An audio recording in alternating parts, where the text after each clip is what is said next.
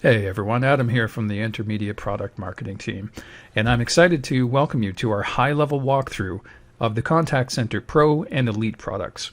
Our presenters today are Andrew Boone and Owen Bath, who are sort of elder statesmen from the Contact Center sales team, and as it happens, Demo Masters Extraordinaire. They're going to take you through the product from a number of different perspectives, from the end user who's fielding calls and chats and inquiries, to the supervisor who's maybe monitoring those in real time and performing QA on the fly, and right through to the administrator who's perhaps looking at long-term reporting trends and data visualizations and using those to help make strategic decisions. So, without further ado, let's turn it over to you, gentlemen. No. Hey, thanks, Adam. So Owen Bath and Andrew Boone here. We're going to take you through today a high-level walkthrough of the Pro and Elite CCaaS product, brand new to Intermedia, specifically for our partners. We're going to take you through a few small modules today. We're not going to be able to show you all of our functionality, obviously, but Owen and I are going to show you enough information with some sales differentiators so that you can go out and obviously start attracting that CCaaS business. So on the screen here in front of me, we have the CCA, or the contact center agent. That's what we call it. And this is where your agents are going to log in to take calls. One thing that we like to point out for our partners is that the application itself here is phone system and device agnostic. And what that means is that your agents can really be taking calls on any phone device, obviously as long as there's a 10-digit DID for us to route a call. Now, for today's demonstration, Owen and I are logged into our Unite client. Let's keep it down below on another screen, but this could easily be a Cisco PBX, any old legacy phone. Even in a disaster, the power is out, the weather's terrible. If you've got agents with cell phones, they can even take calls on there. And your customer experience does not change. So it's a really important piece of functionality. I'm going to log in here as myself, and I'm just going to show you the agent interface. So from an interface perspective, as an agent, I can see all of my queues, right? I'm in a support queue, a financial aid queue, an administration queue, but I'm also part of an email queue and a web chat queue. And you can even see here, I've got a suspended email in one of my queues that's 328 days old. So we even have little threshold alerts in the system that let you know when maybe something is sitting a little bit too long. So as an agent, I can also see beyond the interactions and how long they're waiting, I can see how many other agents are logged in the same queues that I'm in. So, even if you have a remote agent or agents that aren't working together in the same location, the agent interface can really unify them, right? And certainly empower them. So as a call comes in, we use this application to inform us of which agents are available, who's logged in, who's ready, who can take a call. And we know in a millisecond, right, based on the number the customer's dialed or the selection in the IVR, which agent's going to be available. And we, of course, route the call to them immediately. And we use the status here to inform us. So when I'm an agent and I get a call, or if I get an email or chatting, my status changes automatically to that. So obviously we can track it and report it for you. So I'm going to make a quick call. I'm going to call into my demo IVR. As I like to say, nothing earth-shattering on there. It's just a demo. But what you're going to hear are some of my auto-attendant prompts, and I'm going to make a queue selection. And as the eagle-eyed viewers have seen, that we're using unique usernames to log in, and we have that agnostic behavior on the phone side of things. Those agent usernames, direct basically the skills-based routing applied in the back end, which we'll touch on later on. Absolutely. So I put myself on break and I've made the call. I'm in the queue. You can hear me on my cell phone here. And I wanted to show you what it looks like when a call's in queue, right? So here we have a financial aid call. It's waiting for 12 seconds right now, and this will update as we go forward. And when it hits a certain threshold, this actual call is going to turn my indicator red. Maybe indicating that the call's sitting beyond our acceptable wait time. I'm going to hit available. This should be exciting, Owen. I've got my call coming in on my Unite client, so just bear with me as I answer it. It's very loud. I'm going to mute the call as well. So as I pick that up, and I'll just pull this up here just so you can kind of see, I picked up on my Unite client. A few things happened. One, we know the name of the queue the caller came in on, right? So this is a financial aid call. There's my caller ID information, and we use that to sort of inform the agent, who's calling and maybe what they're calling about. The application turned my status to busy on a call. So of course I'm no longer going to get any interactions while I'm on that call. And everything that we do from here on out with the application, despite the fact that we've answered the phone on another piece of software, we use this to manage the call. And the reason for that is every click the agent makes inside this application generates an activity, a report, something we can track and give you data on. So for example, I'm going to put myself on hold. I think it happens when I push the button. There you go. And so now I'm on hold. So there's an activity for that, right? It's going to show that, this agent was put a customer on hold for 3 or 4 seconds. The other really big thing here is the ability to transfer calls and have someone, being informative about it. So when I click on, queue transfers here, I can see all of my queues. If there's calls or agents backed up or waiting in those queues, if there's anyone available. So I can be very transparent with my customer before I make a transfer. Survey IVRs. Owen, what's our best talk track on survey IVRs? Well, it's a great way of getting collecting data post-call from your customers based on the interaction. So if you're interested in seeing your CSAT scores or NPS scoring or just a general agent performance, a post-call survey is a fabulous way of doing that. And the transfer to the survey can either be automated or it can be agent initiated to a number of different surveys also. Absolutely. I like to tell my my Google story about surveys where for Google Fiber, when we route a call into their call center, they have a database of CSAT scores, right? So all of the agents that are logged in, here's the average of CSAT scores. And they actually ask us, instead of routing the call to the longest agent waiting or the agent with the highest skill, as you mentioned, Owen, we route the call to the agent with the highest CSAT score, which is very different, right? But it's also kind of intriguing, right? Put your best agent forward on every call. Pretty neat. And your customers are telling you the best agents, right? Exactly. It's the people that actually care about it. I love that. I love that story. So most importantly, if I'm an agent, I can use a phone book, maybe something that's got some Active Directory support, or you can just load up a list where I can one-touch click and dial my internal contactual status. So really informative if I was to escalate a call. The other thing is recording calls. I'm going to let you take this one, Owen. What do you think? So when it comes to call recordings, it's first and foremost, we record all calls as standard. And you'll also see at the bottom of Andrew's CCA that we also record screen activity. As we're completely PCI compliant, we have the ability to pause recordings. That pausing can be automated via API. And there's a number of things we can do from a PCI compliance perspective. But rest assured, we record all calls as standard inbound, outbound, including the first leg of transfers initiated with the CCA. Absolutely. And in a pinch, if you really, really wanted it, we don't love this idea, but if you want to give agents manual control to stop and start recording, you can just, click and unclick this button over and over again. It is a dangerous game indeed. So the last thing, and this will normally happen when we end the call, but I'm going to click on this just to kind of show you the functionality. We call this thing a classification, but for us, it's a drop-down menu that you get to create or your customers get to create and customize, and it's all about the outcome of the call. So, we know that this call came in on the financial aid queue. We know the name of the agent, the caller, but we don't really know what happened. So this drop-down menu, and I'm just going to pull in a sample one, helps inform us through reports what happened on the call. So let's just say this was a customer who called in on our patient care line. They definitely wanted some information about an overdue bill. And the resolution was, I took a payment. Now that's it's a really basic one. I wish they were all that simple. But obviously you can use a lot more of the functionality, and certainly there's other grayed out areas. But the concept is this: we attach this data to the call record. So you can run a report that not only shows, calls that came in, but the outcomes of those calls. So that this particular one, was a payment made. We have a flagging to supervisor feature embedded as well. So this will email, the supervisor on the account with whatever outcome you're looking for. And this is just a trigger. It's not a live call or anything. So there's a recording attached. And even the note section, which are super valuable, can be flagged and tagged, right? So anything that an agent puts in notes in terms of, regarding that call record also gets appended to the call record. You can run reports on keywords and notes, etc. The other big use case for this, call recording. Every call recording record is going to have a classification attached to it, and you can use this classification not only to find calls and recordings and specific ones you want to listen to, but you can also use it to inform and auto-assign calls to an evaluator or a quality assurance person, right? So you can flag specific calls based on subject so that you can obviously get the right outcomes. And last but not least, Owen, I'm going to hit end on the call. I always love this is my favorite part of the demo.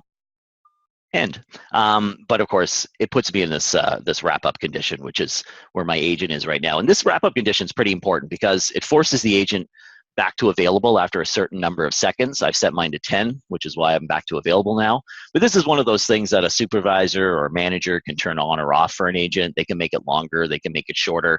Really important, obviously, from an agent efficiency and metrics perspective to have your agents available. So that's kind of the high-level overview of the CCA. Owen, anything to add before we jump into the monitor page?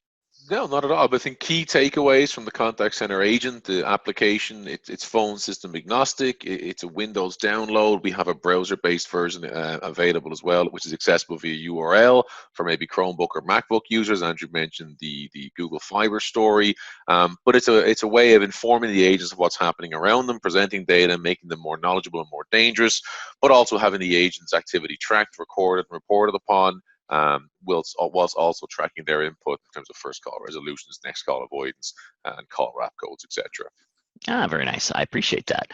All right. So a couple things next on and what do we got here? Dashboards and monitoring, right? I mean, this is pretty much table stakes. Every application usually has some sort of monitoring functionality, some sort of dashboard functionality for a supervisor, for agents to use, right, to manage their day-to-day. There's a whole bunch of really cool differentiators here in our, not just in our billing model, but just in how, these particular dashboards and monitors are accessed. So I've logged into actually our house account, right, our own account, and I've kind of built my own sort of favorites menu here on the landing page, so I can, obviously these are the things that I like to interact with on a regular basis. But everything in this portal is really profile specific, right? Absolutely, and that's a beautiful thing. So not only do we assign unique kind of usernames to each agent from a contact center agent perspective in terms of where they handle their phone calls, inbound, outbound emails, and SMS traffic and chat traffic also, but this administrative portal where Andrew signed in here, whilst it does require a username and password, it's in theory, it's what we refer to as a named agent, so it's free to access. So in the example here of Andrew as a sysadmin in the house account, you can have your unique favorites, but also you can allow as many folks as you want based on our security roles and permissions to access the administrative application for the dashboards, general configuration, be it the reports, recordings, or just general configuration of inbound and outbound services. So as Andrew was showing you here on the security tab, we can limit what folks access based on their role and the unique permissions, or we can give them access to a myriad of items. And there's 6 layers: administrator, team lead, office manager, agent, external user, and office manager as well. But the real beauty from a partner perspective here, and then something very important to know when quoting out the solution and billing the solution, we are concerned more with the agents concurrently logged in to the CCA, the agent application you're seeing on screen here. So hypothetical scenario, you have 10 contact center agents working for your business. They work on 2 individual shifts, one in the morning, one in the evening. 5 is your hypothetical high watermark. That's the number of licenses required to access and bill from the contact center perspective. And anybody logging into the administrative portal, which you're seeing on screen now, requires a named agent license and is therefore, quote unquote, free. But I mean, look at the cool stuff you can do, right? You can still go in, run reports, pull down call recordings. You can still, customize your IVR and insert a new post-call survey. But most importantly, you can access the dashboards and the monitoring pages, right? So here we got 2 flavors of wallboards. The executive, pretty straightforward, right? In terms of contact center metrics, there's a lot of, cool little features in here in terms of the metrics we display. But my favorite piece is how we can program the main call center metrics tab. It'll change color based on your threshold. So when you hit certain thresholds, it'll go from obviously white to yellow to red. We've got a 4-hour wait time in queue. Not a good look. It is just an email, but obviously it's going to trigger an alert. The other one, I'm going to go with the metrics next. This one's one of my favorites, and it's kind of new to us. I'm going to minimize the bottom one, just kind of go through the top. The cool thing about this dashboard, and again, you can run as many different versions as you want, but you get your real-time data here on the left, or near real-time. You get your cumulative data on the right. So we're tracking calls, agents signed in, longest call waiting. We're also tracking cumulative data. Every single tile here can be adjusted to change color based on your thresholds and metrics. So it's a pretty neat little feature. And then this last one is the devil himself, the monitor page. And I'm just going to close off a few of these tabs. And this is the same data I was just showing you guys earlier. And so that call that was sitting for 4 hours is actually a Facebook call. So it's an alert that just came in on our Facebook queue. So I'm just going to click through it, and it actually just shows me, and it's obviously spam, but as a manager, I can see the interactions when they're on hold, whether this is a call, Owen, right, or an email or an email or a chat. Absolutely. Yeah. I'm going to have to And accept Roxana's friend request. I'm not sure who. Yeah, anyway, again, probably spam. It is a Facebook queue, but I could reassign it if I wanted. Like we could send it to the sales queue and torture those guys if we wanted. We could definitely change the priority, which I'm going to do, so that this particular interaction doesn't get delivered and interrupted. But the point I'm making here is just the ability as a manager to interact with these calls in queue, and calls in queue, or even agents in queue, and actually make routing decisions in an emergency. Probably the most important thing about the monitoring page is actually monitoring, right? So everybody wants to know, can we monitor? So this is the interface for agents. So if I'm a manager, I can see all of my agents.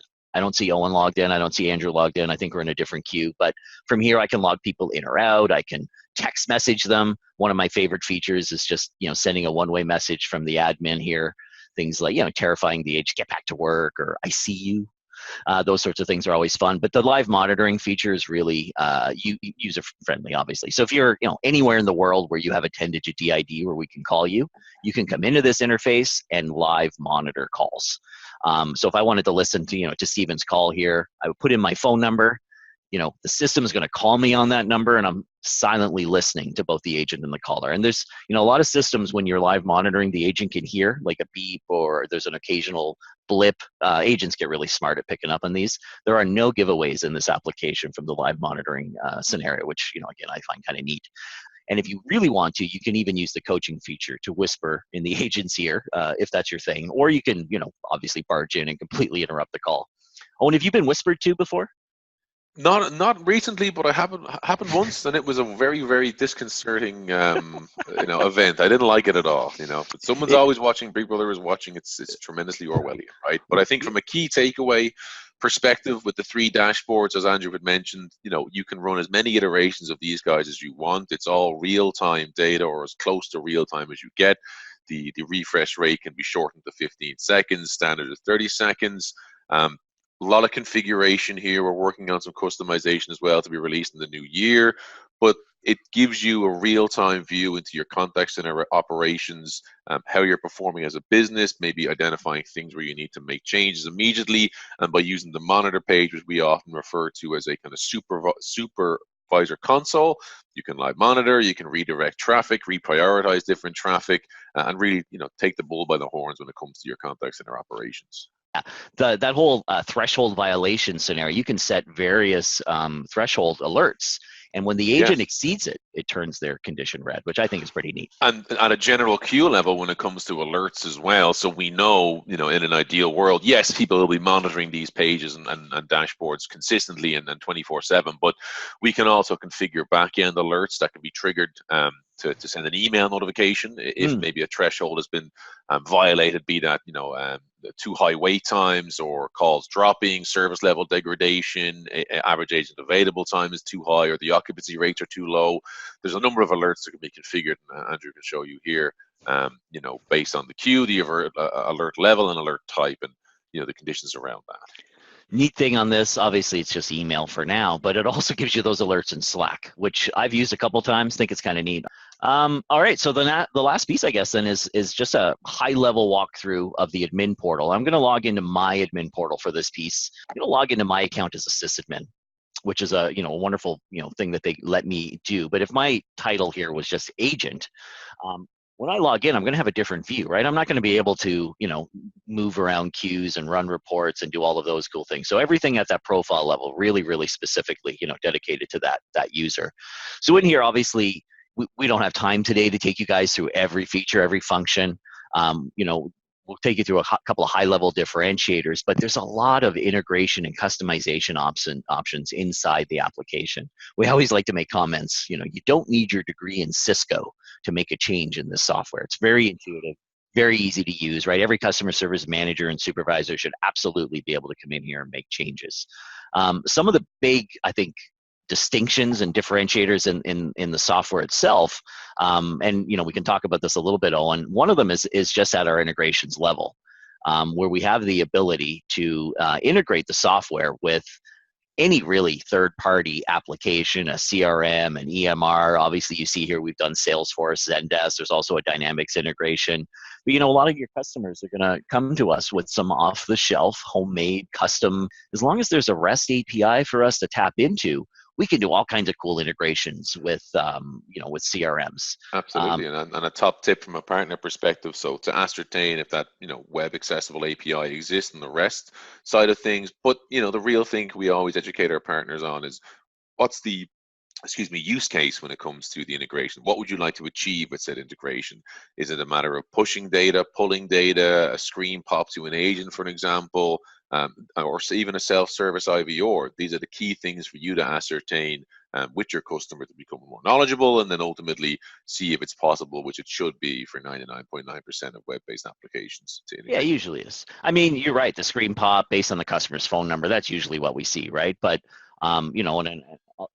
we use a higher end call center as an example. Hey, Mr. Customer, if you have a ticket, enter it now, and then use that ticket number that they've entered to either route the call to maybe the agent or the technician that originally took the ticket, or even just use that ticket number to screen pop for the agent, right? 100%. It's all about the two sides to the quote unquote contact center coin. We always say is the business intelligence you garnish from a consumer perspective, but then your customers, giving them the best customer experience possible by advanced routing, in-queue treatment, custom messaging, having the right agent answer the call first call, resolution, etc. But making that agent more knowledgeable and ultimately making your best agent your every agent.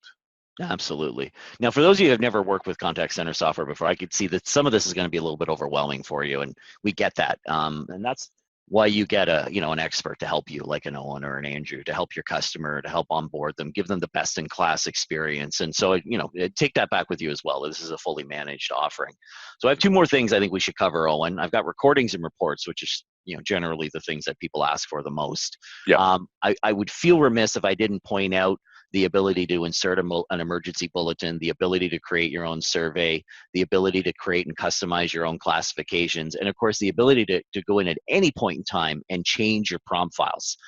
So I'm going to go recordings. I like to save reports for last. I hope you agree, because we're reports, right? Absolutely. So what's the deal with recordings? Let's start there. We host everything in the cloud, Amazon or Azure buckets. Yep, absolutely. So when it comes to record, as I mentioned, we record all things and items as standard. The typical retention period anywhere between 30 and 90 days. But if, as Andrew had mentioned, you're looking for maybe some longer term storage, we do have that availability to bring your own storage with Amazon or Azure. With the open APIs available there, but also we could do an FTP to perhaps maybe a server, based on your prem as well. Not ideal, but we can do it. Now, what Andrew's showing here is the granularity to which you can search for those call recordings, some points we'd already alluded to in terms of, the process date, the calling line ID, etc., your phone number, queue name, call duration. But the real power here, and I guess flexibility, is the ability to use that subject matter post-call classification data to then search for specific calls, be they, from a note basis, a subject or a resolution perspective, or keep it generic. You could look for particular teams calls or an agent's calls over any given period. Now, when you search and input your parameters, you'll always be greeted with the top 100 results. Now, as we noticed, the demonstration account, there's not a tremendous amount of data, but as you can see here, from left to right, all of your call details from the agent, the queue, their extension, the durations, to the resolution, to the notes and subject matter. The beauty of the product, because it allows as a business and your customers to identify, quote unquote trends in calls. So why are people calling us? Then you can use that to either improve your website, tell your webmaster, hey, put a button here or put a marketing message here. To your point, insert and improve your prompt files and bulletins throughout your call flow. Change that call flow can be done as well. We're not going to nickel and dime you, but ultimately to continually professional develop your agents and offer more training. If you're getting 1,000 calls over a new product or new line of business, well, you better believe you want to train those agents, and this is a great way to identify those trends. So 3 main options here, and these are really powerful, all available in both packages, right? Pro and Elite. We have a listen, watch, and evaluate option.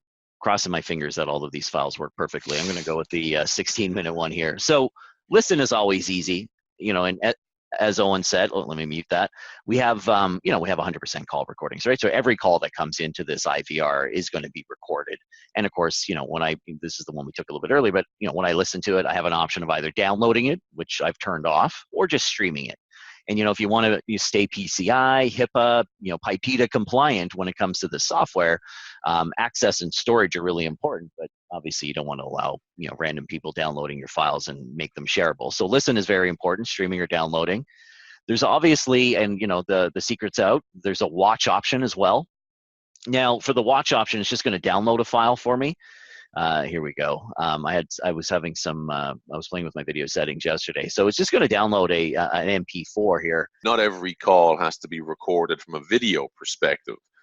Be it 10% or 20% or 100%, that is available to you, and we can adjust things such as the bit rate and the frame rate. But as you can see here, Andrews, we can see his top monitor, which we're all viewing now, and his lower monitor, which is the Unite, where he maintains that phone call. But we do, of course, marry the audio to this as well. And so it's great from an evaluator's perspective or a coach's perspective that I can see what my agents were actually doing whilst on that phone call. Perhaps they're doing something untoward, Facebook, etc. We can pinpoint that when it comes to a kind of coaching perspective.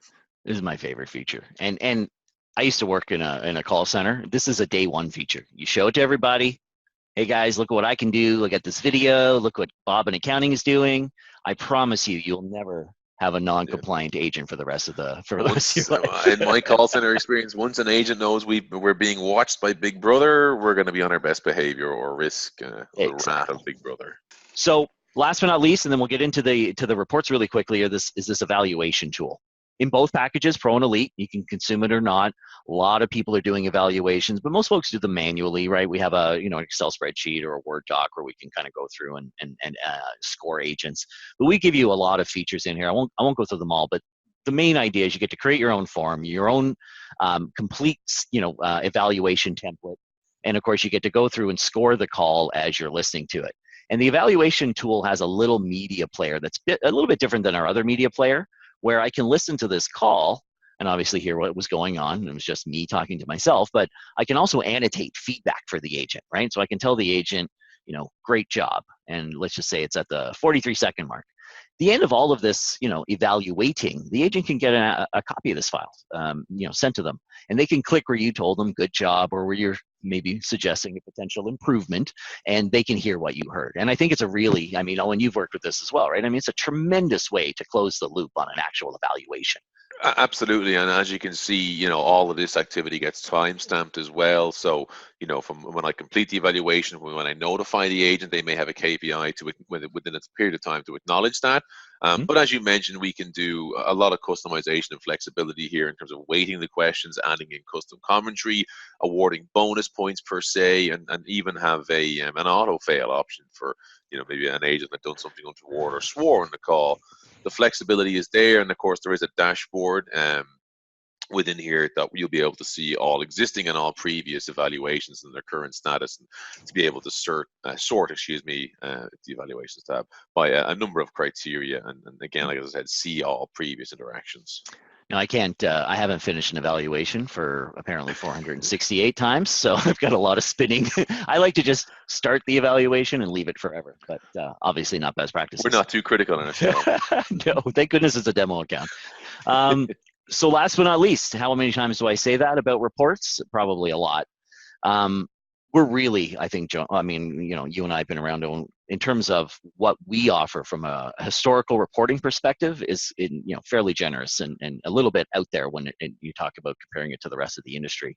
Mm-hmm. We have thousands of reports. I don't have the exact number because we're adding, 10s and 20s, every week in terms of, some customization, but we have thousands of reports and they're all available to every customer. Although, typically we don't unlock them all at once because it can get a little overwhelming between the general reports, the queue reports, the agent level reports. And of course you can see here, everything is skinned daily, weekly, monthly, yearly with some other, other insights and splitting up of different channels, et cetera.